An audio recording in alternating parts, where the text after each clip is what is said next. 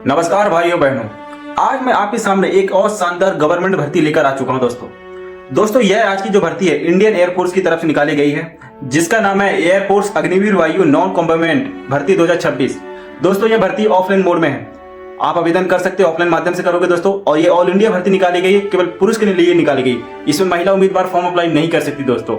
हम अपने इस चैनल पर लाइव फाइटर पर ऑफलाइन से लेकर ऑनलाइन से लेकर जितनी भी गवर्नमेंट वैकेंसी आती हैं, जैसे कि army group C civilian, air force civilian और नॉन कॉम्बैट जैसी भर्तियां, नेवी की भर्तियां, स्टेट गवर्नमेंट, सेंट्रल गवर्नमेंट की जॉब जितनी भी आती हैं दोस्तों, हम उसकी A to Z जानकारी हिंदी माध्यम से आपको समझाते हैं। साथ में ही दोस्तों हम फार्म कैसे भरना है स्टेप बाय स्टेप भी सिखाते हैं, ताकि आपको बिना किसी गलती के सही तरीके से फॉर्म अप्लाई कर सकें।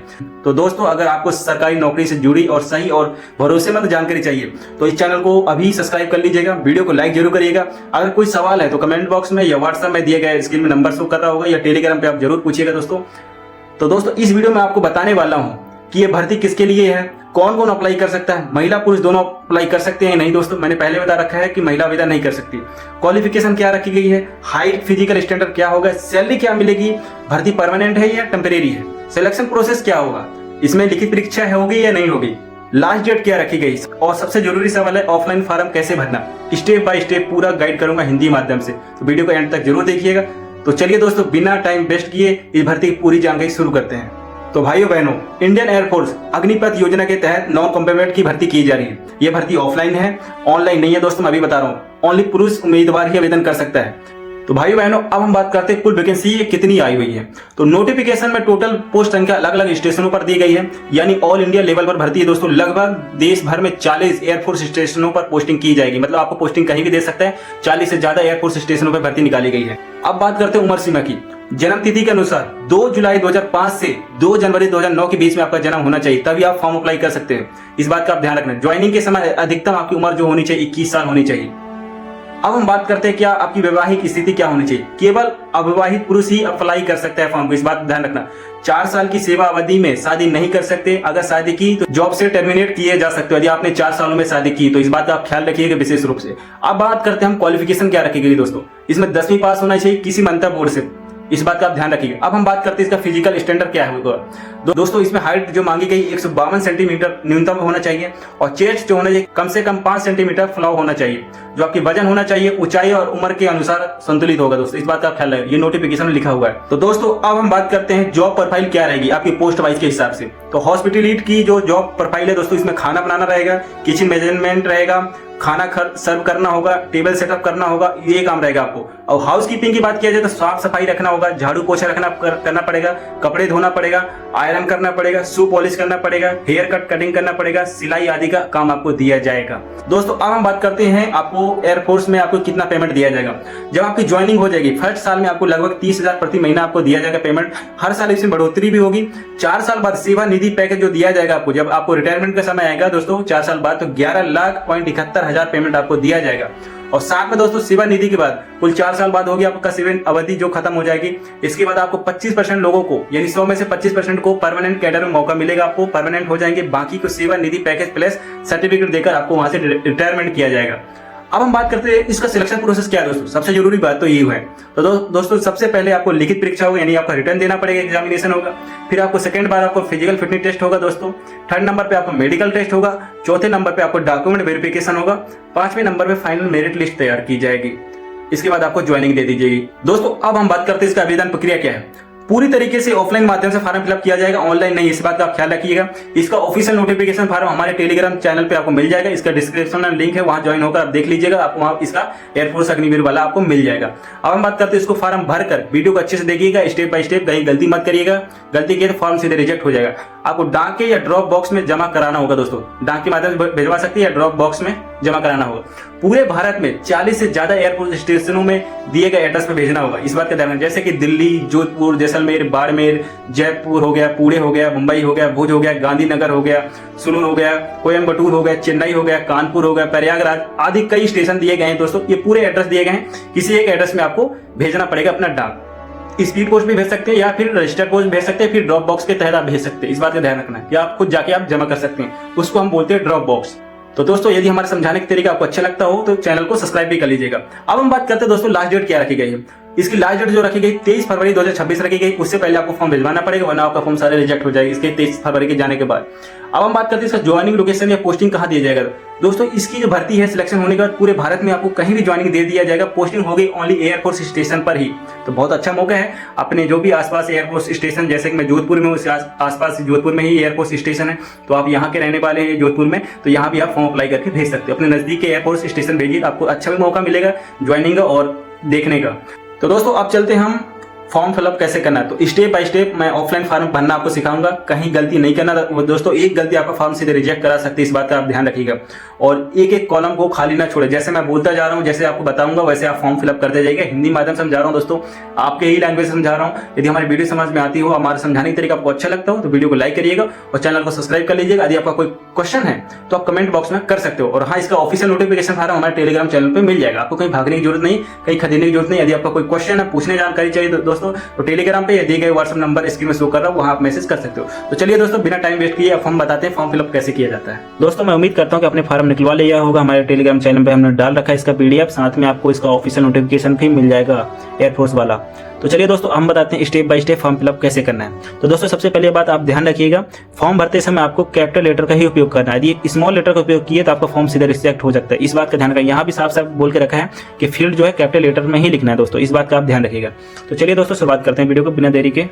दोस्तों सबसे पहले बात, आपको एक पासपोर्ट साइज फोटो लेना है, जो 2 या 2.5 महीने की पुरानी फोटो हो वो चलेगा, ठीक है ना। काफी साल 2 साल ये वाली नहीं चलेगी फोटो, इस बात ध्यान रखना। वो फोटो लगाने के बाद आपको बाय हैंड आपको सिग्नेचर करना है। सिग्नेचर फोटो के ऊपर करना है, यानी एक सिग्नेचर बाहर आना चाहिए अंदर आना चाहिए, ऐसा करना है आपको, इस बात का ध्यान रखिएगा दोस्तों, ठीक है ना। ये होने के बाद जब कंप्लीट कर लोगे तो रोल नंबर जो दिया हुआ है, रजिस्ट्रेशन नंबर दिया है, अप्लाइड फॉर दिया है, इस खाली 3 बॉक्स को छोड़ना है आपको। ये केवल एयरफोर्स ऑफिस वाला ही भरेगा, स्टेशन हेड को जो स्टेशन जहां भेज रहे हो उसके ऑफिस का ही भरेंगे ना, ये आपको नहीं बना, ये फिलअप नहीं करना है, इस बात का ध्यान रखिएगा। इसको छोड़ दीजिएगा। आपको करना क्या है, 10वीं की मार्कशीट उठाना है। 10वीं की मार्कशीट में उठाकर आपको जो नाम है, आपके पिता का नाम है, मदर का नाम है, आपकी डेट ऑफ बर्थ है, वो सही मानी जाती है आपकी 10वीं की मार्कशीट के हिसाब से। तो 10वीं की मार्कशीट साइड में रखकर वही नाम डालिएगा और सारा नाम जो है कैपिटल लेटर से फिल करिएगा। जैसे नाम, यहाँ पहले नाम अपना नाम डालिएगा। नाम डालने के बाद अपना आधार कार्ड के पीछे देखिएगा 12 अंकों का आपका कोड मिलेगा, वो नंबर डालना, आधार कार्ड नंबर। आधार कार्ड नंबर फिलअप करने के बाद फादर नाम डालना है कि आपके फादर नाम क्या है। फादर नाम वही डालिएगा जो मार्कशीट पे, 10वीं की मार्कशीट में जो भर्ती आई है, 10वीं की मार्कशीट पे भर्ती पे रिलेटेड आई है, साथ में ITI के ऊपर भी है और साथ में एक्सपीरियंस भी मांगता है, तो अलग अलग पद के लिए भर्ती निकाली गई है। अब हम बात करते हैं, बोल रहा है आपको सेकंड नंबर पे, बी नंबर पे सेक्शन पे, फादर ऑफ क्या करते हैं, तो फार्मर करके लिख दीजिएगा कि कृषि करते हैं, जो भी आपके फादर करते होंगे काम, जो जॉब करते हैं, तो आपको लिख दीजिएगा। फिर मदर का नाम लिख दीजिएगा, जैसे मनकी बाई मेरे मॉम का नाम है, तो अपने हिसाब से अपने मदर का नाम लिखिएगा। फिर अपने 10वीं की मार्कशीट में आपकी जो डेट ऑफ बर्थ लिखी है, इस बात का ध्यान रखना विशेष रूप से, डेट ऑफ बर्थ में गलती मत करिएगा। 2/6/2003 जो आपकी 10वीं की मार्कशीट पे वो डेट ऑफ बर्थ मेंशन करिएगा। दोस्तों हम अच्छे समझाने की कोशिश करते हैं, प्लीज समझिएगा, कहीं मिस्टेक हो, यदि आपको कोई क्वेश्चन हो तो व्हाट्सएप में मैसेज कर सकते हो। फिर आप बात करते हैं, एज पूछा कि एज, यहाँ बोला ईयर एंड मंथ, तो आपको लिखना क्या है दोस्तों, आपको एक फोन उठाना है या कैलकुलेटर भी उठा सकते हो। जैसे मैंने फोन उठा लिया है, तो फोन में जाने के बाद आपको करना क्या है कि आपको क्रोम में, गूगल में सर्च मारना एज कैलकुलेटर। एज कैलकुलेटर मारने के बाद दोस्तों, ठीक है ना, आपको पहले वाले फॉर्म लिखना है अपने डेट ऑफ बर्थ, जैसे कि मैंने जून लिख दिया, 2 तारीख लिख दिया और अपना डेट ऑफ बर्थ लिख दिया, जैसे कि 2003। आप देख रहे होंगे, उम्मीद करता हूँ। ये होने के बाद यहाँ मेंशन आपको बता देगा दोस्तों कि आप, हाँ ये बता दिया 22 साल 8 मंथ, आपको डे नहीं लिखना। जैसे मैंने 22 ईयर लिख दिया, 8 मंथ लिख दिया, वैसे ही आपको सेम टू सेम यहाँ भरना पड़ेगा, है ना। मोबाइल निकाल लीजिएगा, कहीं मिस्टेक मत करिएगा। आपको समझ में नहीं आया तो व्हाट्सएप मैसेज कर दीजिए, हम निकाल के भेज देंगे आपको डेट ऑफ बर्थ, ठीक है दोस्तों। अब हम बात करते हैं चौथे नंबर पे, आपको बोला है कि आपकी नेशनलिटी क्या है, मतलब आप किस देश से बिलोंग करते हो ना, तो इंडियन लिख दीजिएगा। और फिर आपकी, हाँ ये जो फॉर्म निकले हो अनमैरिड के निकले हुए, मैरिड हो तो फॉर्म फिलअप नहीं कर सकते, अनमैरिड ही फॉर्म फिलअप करिएगा, इस बात ध्यान रखना। और शादी के बाद जब आपकी ज्वाइनिंग हो जाएगी तो 4 साल तक शादी नहीं कर पाएंगे, इस बात ध्यान रखिएगा। शादी यदि करे तो आपको टर्मिनेट भी कर दिया जाएगा जॉब से।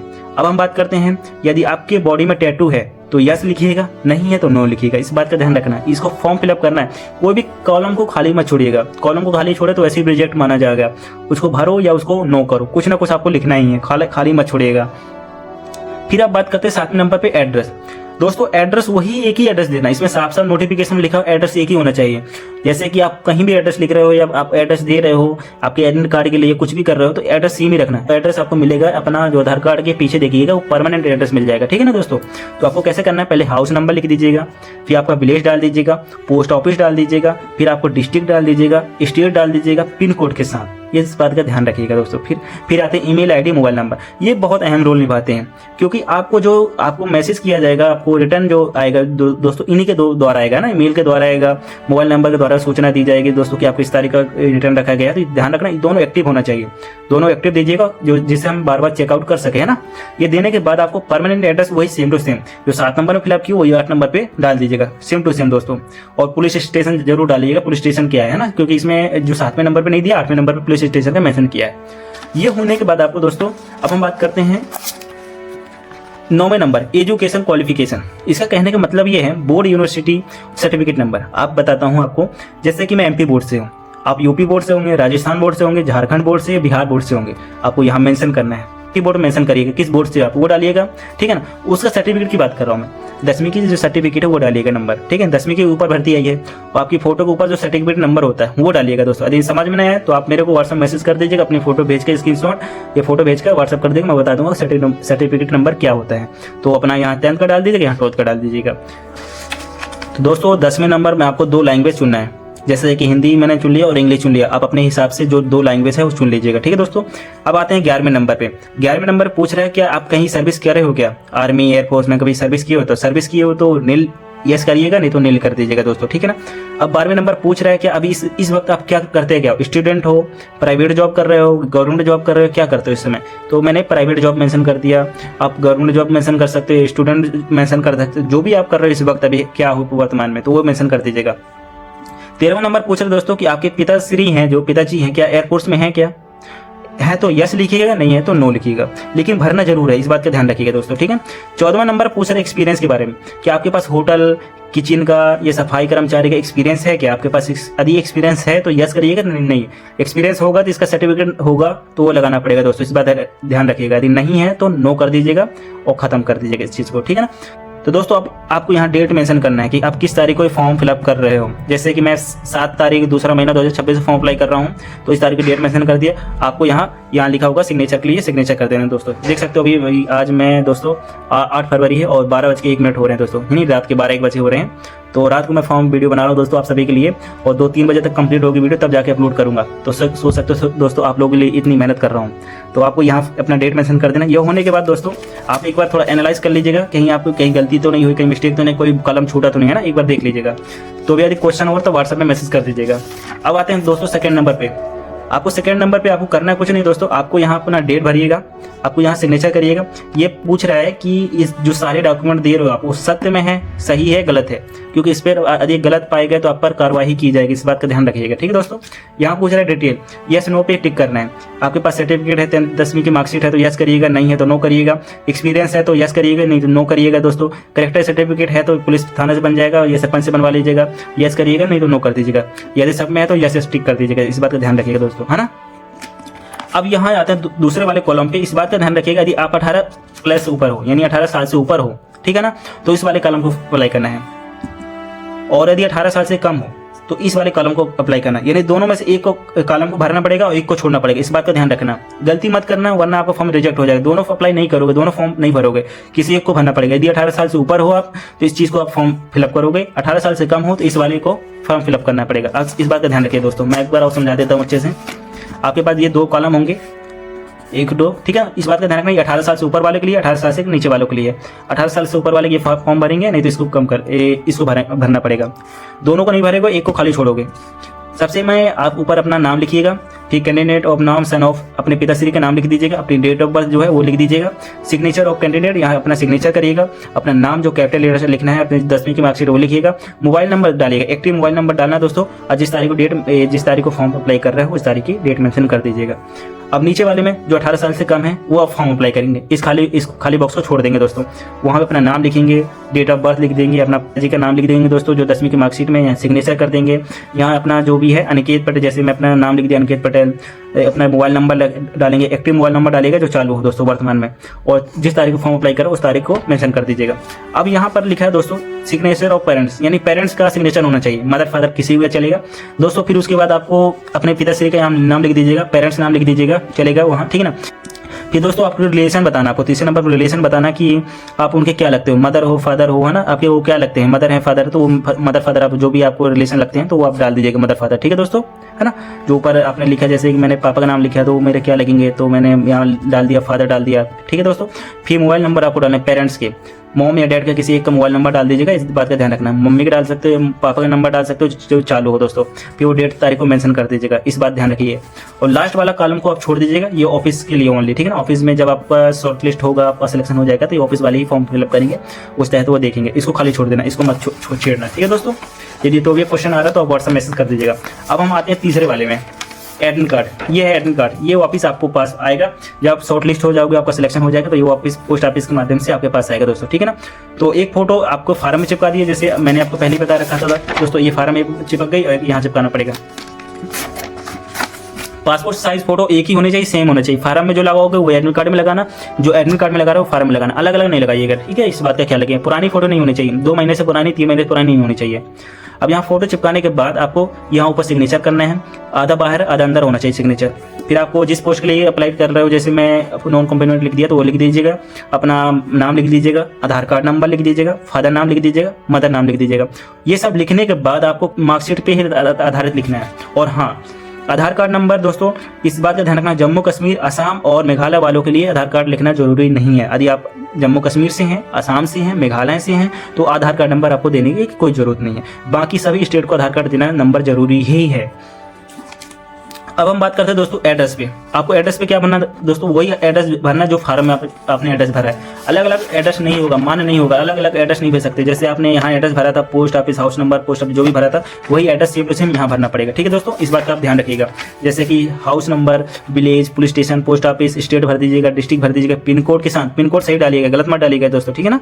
फिर उसके बाद ये रजिस्ट्रेशन नंबर, आप ये डेट टाइम जो बोला रिटर्न के लिए, है ना, ये आपको इस छोड़ दीजिएगा। पीएटी के लिए जो भी बोला, इस तीनों को खाली छोड़ दीजिएगा। ये केवल ऑफिस वर्क के लिए, ऑफिस पेंडिंग ऑफिसर जो होगा वहाँ का, वो फॉर्म अप्लाई करेगा, ये फॉर्म भरेगा, ठीक है दोस्त। एक खाली बॉक्स छोड़ देगा। तो सारा हमारा तैयार हो चुका है, कहीं मिस्टेक नहीं हुआ। मैं एक बार फिर से देख लेता हूँ। ओके सारा दोस्तों, आप एक बार फॉर्म फिलअप करने के बाद एक बार जरूर देख लीजिएगा। यदि कहीं दिक्कत है, कहीं आपको परेशानी हो रही, तो आप व्हाट्सअप दिए गए व्हाट्सअप नंबर पर मैसेज कर सकते हो। फिर आपको क्या करना है दोस्तों, एक 3 रुपये का 5 रुपये का लिफाफा लेना है। जैसे कि मैंने ये लिफाफा लिया, ठीक है दोस्तों, 3, 4, 5 रुपए का बड़ा सा लिफाफा ले लीजिएगा। आपको क्या करना है, मैं जैसे बोलता जाऊँ उस बात ध्यान रखिएगा, ठीक है। करना क्या है दोस्तों, आप जिसे पोस्ट के लिए भेज रहे हो, तो आपको एक इसका ऑफिशियल नोटिफिकेशन फार्म हमारे टेलीग्राम चैनल पर मिल जाएगा। तो आपको भेजना कहाँ डाक, आपको सबसे बड़ी प्रॉब्लम तो यही होगा। तो करना क्या है, जैसे कि आपको 2 लिखा है, ये आपको भेजना है जहाँ भेज रहे हो। तो जैसे कि मैं हाउस कीपिंग के लिए कर रहा हूँ, हाउस कीपिंग के लिए न्यू दिल्ली भेज रहा हूँ, new Delhi airport station commanding officer यहाँ भेज रहा हूँ दोस्तों, न्यू दिल्ली भेज रहा हूँ, ठीक है दोस्तों। तो एड्रेस ये दिया हुआ है, ये एड्रेस होता है दोस्तों, इस एड्रेस पे मुझे भेजना है, ये ध्यान रखिएगा, ठीक है दोस्तों। यहाँ साफ साफ लिखा है डाक पता, ये देख सकते हो दोस्तों, पोस्टल एड्रेस दिया हुआ है। तो बैंक ये कहाँ, न्यू दिल्ली के लिए भेज रहा हूँ, ये स्थान दे दिया, ये डाक पता दे दिया। आप 2 माध्यम से भेज सकते हो, ये ध्यान रखो, 2 में से एक का ही यूज करना, दोनों का यूज मत करना। पहला आपको करना क्या है कि चाहे आप बाय पोस्ट कर सकते हो, या फिर आप ड्रॉप बॉक्स, यानी आप खुद जाके ड्रॉप बॉक्स में वहाँ जब जाओगे, तो जैसे आप एयरपोर्ट स्टेशन गए तो वहाँ जो गार्ड लगे होते हैं, आरपी गेट होता है, जो आरपी गेट में एक ड्रॉप बॉक्स होता है, वहाँ आप जाके अपना खुद जाके बाय पोस्ट बाय हैंड जाकर डाल सकते हो, या फिर आप डाक माध्यम से बाय पोस्ट करिएगा, भेजिएगा। इस बात का ध्यान रखिएगा दोस्तों, ठीक है ना। ये दोनों में से किसी एक का उपयोग करिएगा, दोनों उपयोग करेंगे तो फॉर्म रिजेक्ट हो जाएगा। जैसे मैंने कि हाउस कीपिंग के लिए फॉर्म अप्लाई कर रहा हूँ दोस्तों, ठीक है ना, कहाँ के लिए, बेंगलुरु के लिए अप्लाई कर रहा हूँ। तो करना क्या है दोस्तों, आपको 2 के नीचे ये बेंगलुरु वाला एड्रेस, ये दिख रहा है बेंगलुरु वाला कमांडेंट वाला, कमांडेंट ये ऐसे करके लिखा है एयरपोर्ट सिस्टम, यहाँ भरना दोस्तों, सेम टू सेम यहाँ भरना है ना। कई 40 से ज़्यादा कई एयरपोर्ट स्टेशन दिए गए हैं, तो किसी एक में भेजना पड़ेगा जहाँ आपको नज़दीक पड़ जाए। आप एक बार देख लीजिएगा। तो आप यहाँ डालने के बाद आपको फॉर्म यहाँ डालना है, अपना भेजना जहाँ से आप भेज रहे हो। जैसे कि मैं जोधपुर से भेज रहा हूँ दोस्तों, तो मैंने फॉर्म लिख दिया है नीचे, फॉर्म अपना नाम लिख दिया, विलेज लिख दिया, पोस्ट ऑफिस लिख दिया, डिस्ट्रिक्ट लिख दिया, स्टेट लिख दिया, पिन कोड के साथ mobile number, active mobile number लिखिएगा। इस बात का आप ध्यान रखिएगा विशेष रूप से, यानी एक गलती आपको फॉर्म ले डूबेगी, फॉर्म रिजेक्ट हो जाएगी, गलती मत करिएगा। विशेष रूप से अभी बार बार समझा रहा हूँ आपको दोस्तों, ठीक है ना। अब आपको करना क्या है दोस्तों, कि आपको सबसे पहली बात यहाँ लिखना है फॉर द पोस्ट ऑफ पीछे स्टोर कीपर, जैसे स्टोर कीपर का लिखा था तो यहाँ आपको लिख दीजिएगा हाउस कीपिंग। यदि आप हाउस कीपिंग के लिए अप्लाई कर रहे हो तो for the post of house keeping लिख दीजिएगा और कैटेगरी लिख दीजिएगा, किस कैटेगरी से आप फॉर्म अप्लाई कर रहे हो। जैसे मैं ओबीसी से फॉर्म अप्लाई कर रहा हूँ तो ओबीसी लिख दिया, जनरल से, एसटी से, ये अब जरूरी है लिखना, इस बात का आप ध्यान रखिएगा, ठीक है ना दोस्तों। यदि तो भी आपको कोई क्वेश्चन हो तो व्हाट्सएप में मैसेज कर सकते हो। जैसे कि आपको ये फार्म हो गया, पहला फार्म हो गया, दूसरा फार्म हो गया, तीसरा फार्म हो गया। ये करने के बाद आपको अपना 10वीं की 12वीं की मार्कशीट लगा दीजिएगा, एनसीसी लगा दीजिएगा, एनसीसी यदि है तो स्पोर्ट लगा दीजिएगा, स्पोर्ट भी लगा सकते हो, फिर अपना डोमिसाइल लगा सकते हो, अपना कैश कार्ड सर्टिफिकेट लगा सकते हो, सेंट्रल वाला लगा दीजिएगा, इस बात का ध्यान रखिएगा दोस्तों, ठीक है ना। अदर आपके पास एक्सपीरियंस सर्टिफिकेट तो वो भी लगा दीजिएगा। और हाँ, सब में लगाने के बाद आपको यहाँ सेल्फ स्टेट जरूरी है। आप यहाँ नीचे जो है अपना सेल्फ स्टेट करेंगे, है ना। जैसे मैं यहाँ साइन कर देता हूँ, सब फार्म के नीचे आपको सेल्फ स्टेट करना, सारे नीचे सभी के सभी फार्म में आपको जितनी भी 10वीं 12वीं मार्कशीट सबको नीचे साइन करना। और सब करने के बाद आपको करना कि यहाँ सेल्फ स्टेट करना है, यहाँ सील मार दीजिएगा। सील लगाने के बाद अच्छे चेकआउट कर लीजिएगा, कोई छूटा ना हो। यदि कोई डाउट हो तो भी तो आप व्हाट्सएप में दिए गए नंबर पर मैसेज या टेलीग्राम पे मैसेज कर सकते हो, हम आपका जवाब दे देंगे दोस्तों, ठीक है ना। ये होने के बाद अपना जो लिफाफा है जहाँ आपने बकायदा एड्रेस लिखा होगा, एड्रेस एक बार अच्छे से एनालाइज करना, क्योंकि एड्रेस ही मायने रखता है दोस्तों पिन कोड के साथ। यदि आपका एड्रेस गलत है तो आपका फार्म पूरा रिजेक्ट हो जाएगा, आपकी सारी मेहनत बर्बाद हो जाएगी दोस्तों, ठीक है ना। और मेरे वीडियो बनाने का मतलब भी नहीं निकलेगा। तो मैं अभी फिर से बता रहा हूँ, एड्रेस सही मेंशन करना है। आपको कोई प्रॉब्लम की दिक्कत आ रही है, मैसेज आ रहा है तो बताइएगा मेरे को, मैं आपको सारा PDF वगैरह डाल दूंगा, नोटिफिकेशन जो भी है अच्छे से मेंशन करिएगा दोस्तों, ठीक है ना। और अपने यहाँ फॉर्म अपना विलेज वगैरह पिन कोड से डाल दीजिएगा, मोबाइल नंबर एक्टिव डालिएगा दोस्तों। ये डालने के बाद अपना फॉर्म में यहाँ स्टेपलर मार दीजिएगा। ये सब कुछ मारने के बाद अपना करना क्या दोस्तों, अच्छा लिफाफा को फोल्ड करना है, कहीं फाटे अटे ना, गंदा ना हो दोस्तों। ये होने के बाद आपको क्या करना है, ये बड़े से लिफाफे में अंदर डाल के सील पैक करने के बाद दोस्तों, और पीछे जो है फॉर द पोस्ट कैटेगरी, इस बात का ध्यान रखिए, लिखा हुआ for the post of category की हाउस कीपिंग कर दीजिएगा और कैटेगरी ओबीसी कर दीजिएगा। ये होने के बाद दोस्तों ये सब कंप्लीट हो जाएगा तो बाय हैंड जाके, ये बाय हैंड आप खुद जाके ड्रॉप बॉक्स में डाल सकते हो, एयरपोर्ट स्टेशन में जाके डाल सकते हो, या फिर आप जाके बाय हैंड स्पीड पोस्ट या रजिस्टर्ड पोस्ट के माध्यम से भेज सकते हो। तो ये सब चीज़ें 23 फरवरी से पहले कर दीजिएगा। 23 फरवरी के जाने के बाद यदि 23 फरवरी लास्ट डेट के बाद फार्म पहुंचा तो वो रिजेक्ट ही माना जाएगा दोस्तों। तो दोस्तों मैं उम्मीद करता हूं कि आपने वीडियो अच्छे से देख लिया होगा। यदि आपको कोई सवाल है, क्वेश्चन है तो आप दिए गए व्हाट्सएप नंबर या टेलीग्राम में आप मैसेज पूछ सकते हो दोस्तों। भर्ती काफी अच्छी आई, वैकेंसी 134 एयरपोर्ट स्टेशन की भर्ती निकाली गई है और मैं हर एयरपोर्ट स्टेशन की वीडियो बनाता हूं दोस्तों, ठीक है ना। तो मैं यही बोलूंगा, कहीं भी डाउट हो, कहीं भी आपका कोई क्वेश्चन हो दोस्तों, तो आप हमसे पूछ सकते हो, दिए गए व्हाट्सएप नंबर है, वहाँ सवाल जवाब कर सकते हो दोस्तों। और मैं उम्मीद करता हूँ कि मेरे द्वारा बनाई गई वीडियो और मैं जिस तरीके से हिंदी माध्यम से आपको समझाने की कोशिश कर रहा हूँ आप समझ रहे होंगे दोस्तों। यदि मेरे समझाने का तरीका आपको अच्छा लगता है तो दोस्तों तो इस वीडियो को लाइक जरूर करिएगा और चैनल को सब्सक्राइब कर लीजिएगा, क्योंकि ऐसी ही वीडियो रोजाना लाते रहते हैं और हर दिन नोटिफिकेशन डेट जान के देते हैं। और इसका ऑफिशियल नोटिफिकेशन आपको फार्म कहीं खरीदने की जरूरत नहीं है, मैं खरीद कर आपको फ्री ऑफ कॉस्ट दे दिया हूँ दोस्तों। टेलीग्राम चैनल पर जाइए, आपको मिल जाएगा दोस्तों। कोई भी सवाल हो, कोई भी डाउट हो, बेझिझक पूछे दोस्तों, ठीक है ना। तो मैं यही बोलूंगा दोस्तों कि आप चैनल को सब्सक्राइब कर लीजिएगा। फिर मिलते हैं गवर्नमेंट नई वैकेंसी के साथ, नोटिफिकेशन डेट जानकारी के साथ। तो तब तक के लिए अपना और अपने परिवार का ख्याल रखिए। जय हिंद।